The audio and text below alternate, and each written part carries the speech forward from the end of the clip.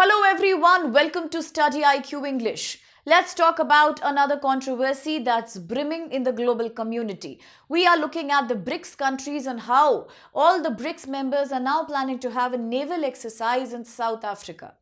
This is happening at a very tense situation. This is happening in a backdrop where America has recently captured Venezuela, abducted President Nicolas Maduro.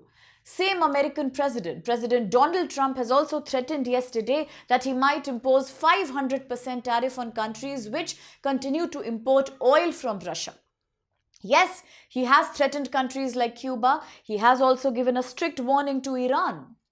At the same time, he says, I am interested in Greenland as well. Greenland that houses one of a very important bases for America named as the Thule base. It has a new name now. Do you know which name does it have now? Let me know in the comment box. President Trump says he probably may also be considering a capture of Greenland, an area that's claimed by Denmark, a key NATO ally. Therefore, this is again fueling rumors that what if President Trump is serious? What if tomorrow Greenland may also be in danger? So look at the global community. Right now it is tense. There are prospects of more war.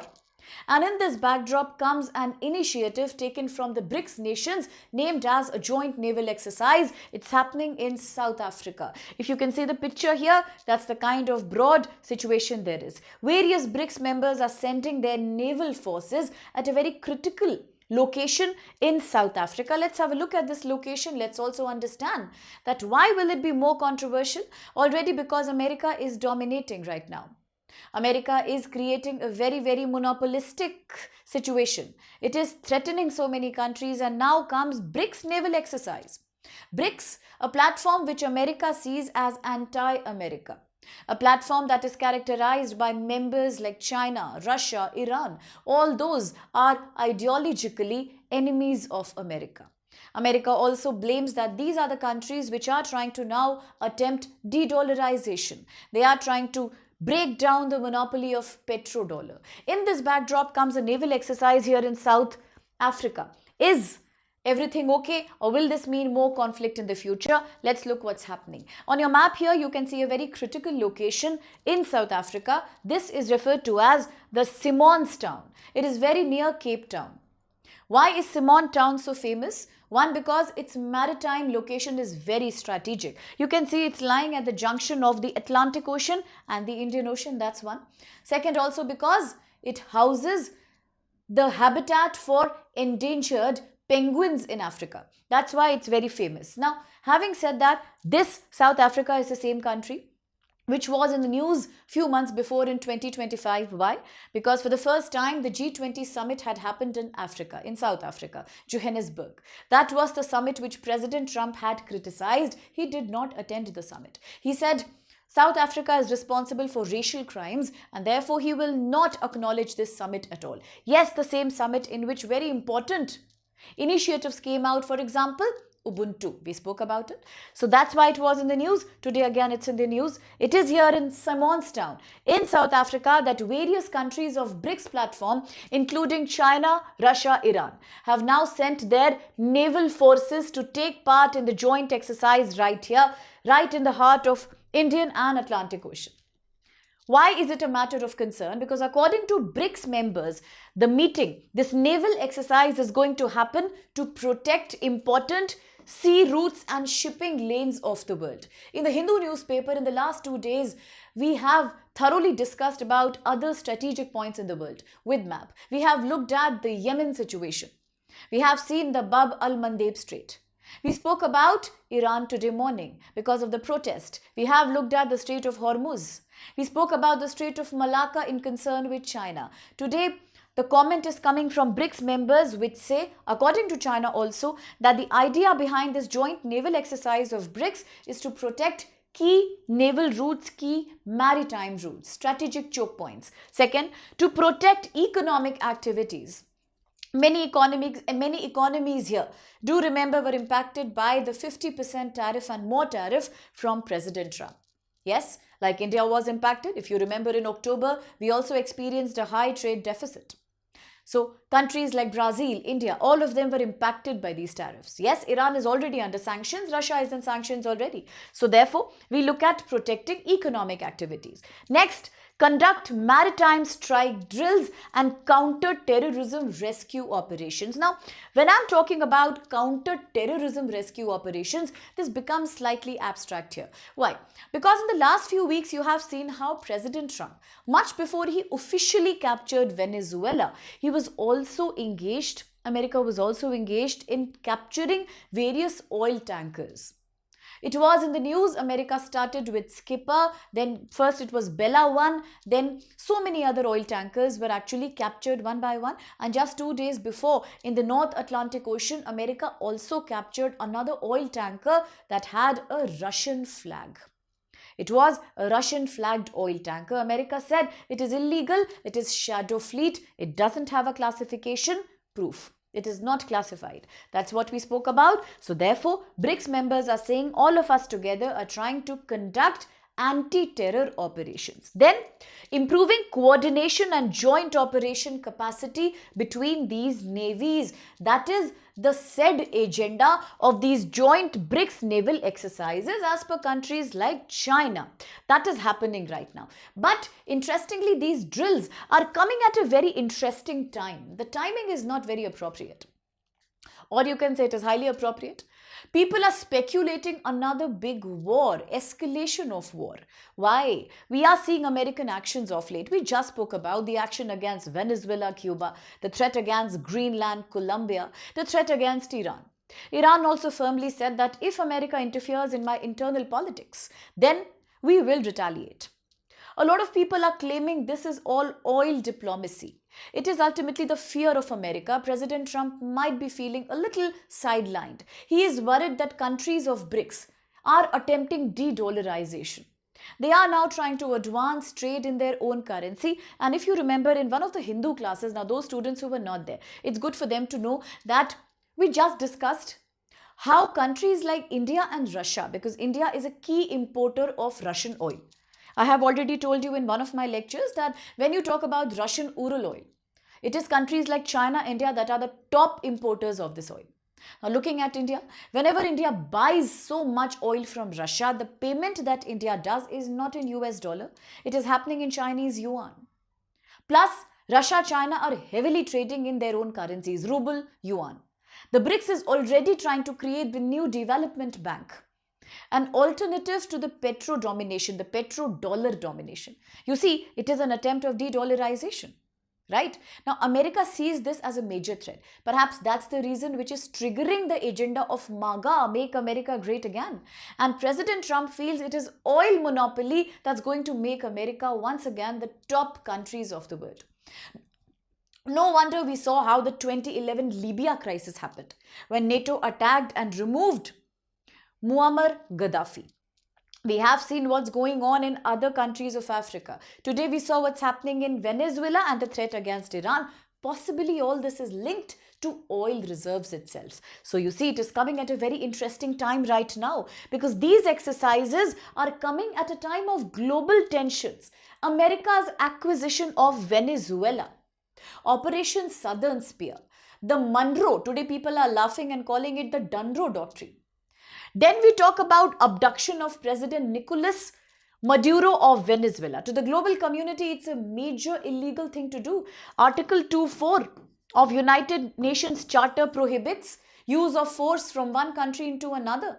Plus, the heads of states do enjoy a legal immunity. They cannot be arrested like that. But then Mr. Nicolas Maduro was arrested. Then we are looking at the oil tanks that are being captured, including the Russian one in North Atlantic. Then Russia is accusing America of therefore violating all maritime laws. It is in this backdrop that naval exercises from BRICS are coming.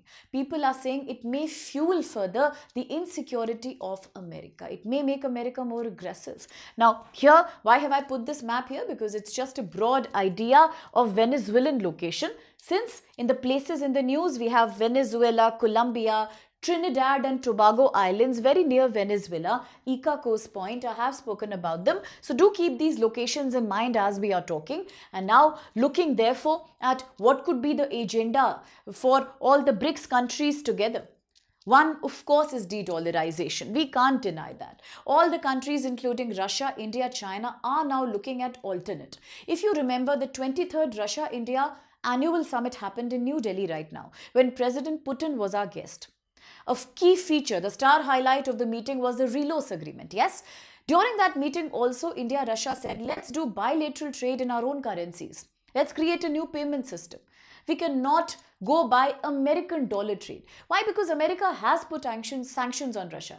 India cannot possibly buy anything from Russia using the same dollar. It can't. So therefore, these are attempts at de-dollarization because America keeps imposing sanctions and America wants to create monopoly in global finance. Today, the BRICS countries are opposing that openly.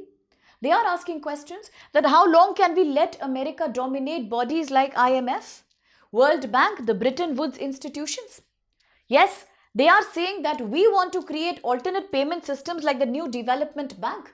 Now, Brazil has, today India's position also becomes very important here, not only because India is a key leader, voice of the global south, but also because Brazil has formally given BRICS presidency to India for 2026. So India will be chairing now. And we have clear-cut agendas for the BRICS 26. India says, I want to focus on resilience, that is the capacity to mitigate various problems, including climate problems, economic problems. Then comes innovation, then is cooperation, and ultimately it's environmental stability. Do not forget the important role India has played in the COP30 summit in Brazil. So India has been voicing its own concerns. Okay, now that's why BRICS today is a very important question. Now looking at BRICS members, how ideologically they are opposed to the America's monopoly. You can see members like Russia, Iran, both are under American sanctions right now.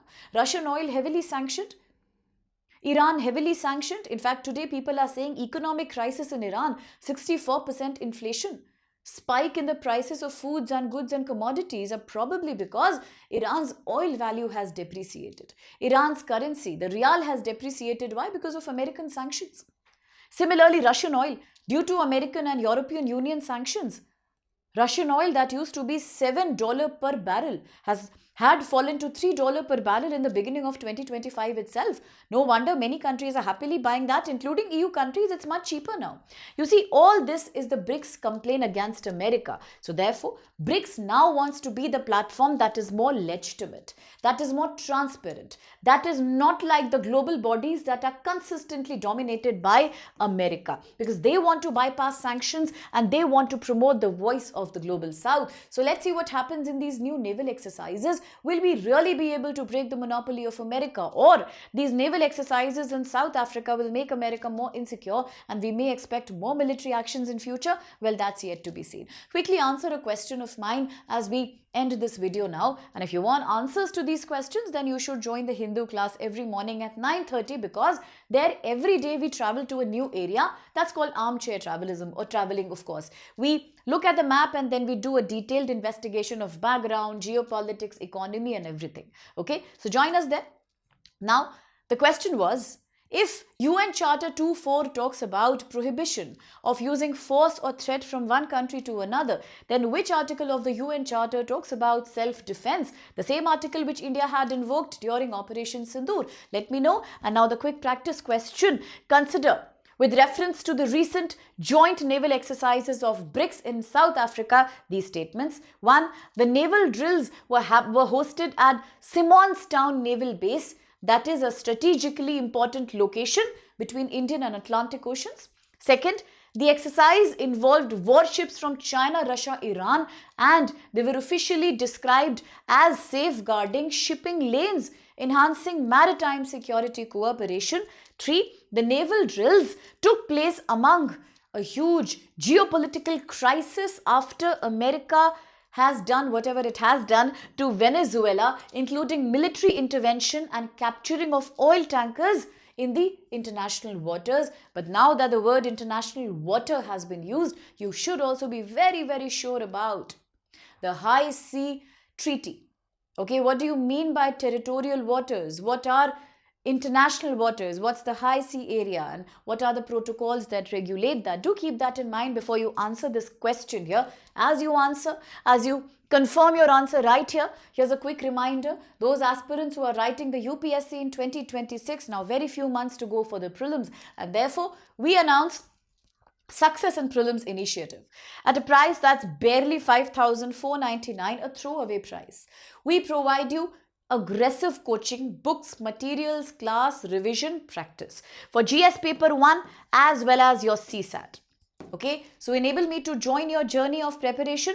Very few months to go. Use my code SPLIVE to get more discounts on the price, because the batch is beginning on 14 January, and it doesn't matter whether you're writing in English or you're writing in Hindi, or you would like to study in bilingual. It's okay. We have all three options here. For 26 and 27, again, very attractive prices are there right now. So at a price of 14,499, you are given prelims, mains, basic interview guidance, thoroughly a GS preparation, GS 1, 2, 3, 4, current affairs, news, answer writing, essay writing, all of that. So use code SPLIVE for more attractive prices. Similarly for 28 also. Enroll today, log the good price so that you can join us, because admissions are closing on 15th January. So remember the code SPLIVE. Thank you so much.